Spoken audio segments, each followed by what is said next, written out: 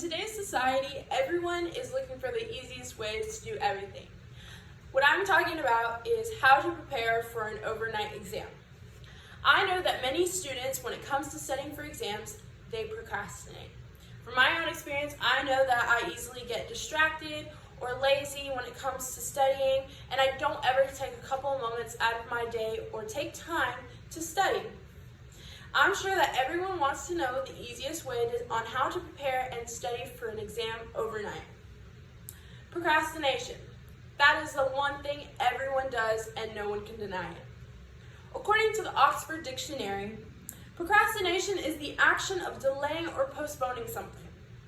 As said from National University, 80 to 90% of college students procrastinate, particularly when it comes to their coursework or even homework. This was studied by the American Psychology Association.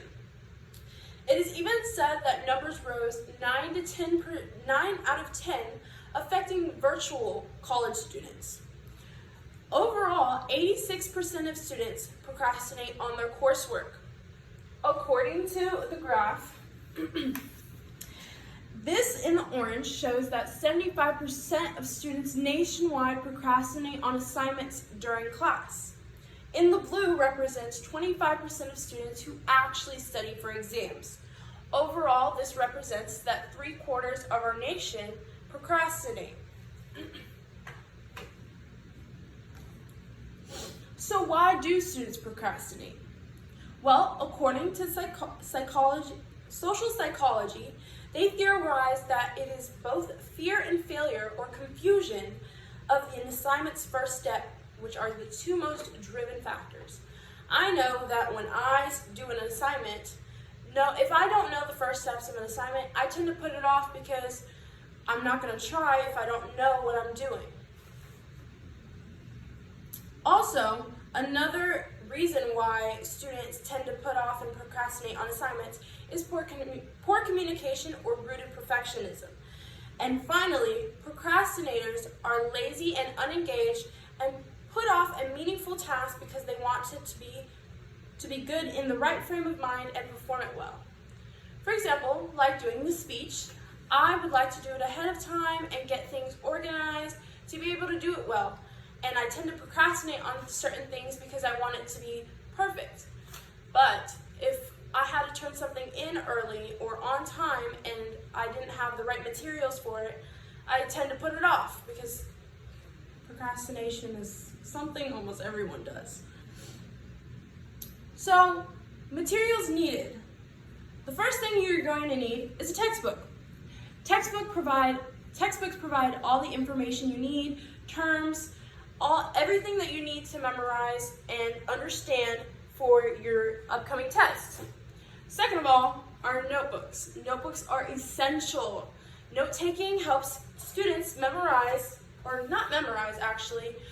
Students take note-taking to understand what they're learning and it implements it into their brains so that they are not forgetting. According to Slate.com, textbooks are a way to distribute the essential content of a class to a massive group of students in a way that is standardized and economical, which is why a lot of teachers use note-taking when in class and teaching a new subject or topic. Based on the research of Scott Tisworth from Ohio State University, he found that note-taking results in a small number, about 13% higher test achievements when note-taking than not note-taking at all. So from this, we can take on that note-taking and textbooks are the essential key when it comes to studying for an overnight exam. So procedures and tips. The first step is to make a list of important terms and begin your study session. This helps you to stay organized and complete everything in a completely chronological manner. So actually, one of the easiest steps that I've learned is to study out of order. Studying out of order not only helps you to take in the information and actually understand it, but it prevents you from memorizing terms and learning information in chronological order, because by the time you get to the test, you tend to get nervous and you're probably going to forget half of the information that you learned in chronological order. Well, from the explanation from Onication, it says that after you've gone over your notes thoroughly in a sequence, go back and read them in any order you like. You'll be teaching your brain to remember information alone rather than part of a sequence. And also stated in Onication is to review your terms, which is the next step. You review your important list of terms because after you've went over everything and all the information that you've done, you want to go back and highlight certain things that you thought were significant and important and review all of those. Stated in Onication, reviewing those terms makes it easier for you to understand what you've made on that list, and even saying a definition out loud or term can help you remember things. If you can't remember a term, put an asterisk on it and move on, and then come back to it later and review it over again. The last step is to test yourself. So right here I have a practice test as an example. Mostly when people take the SAT, they like to take practice tests on Khan Academy to brushing up on what they've learned.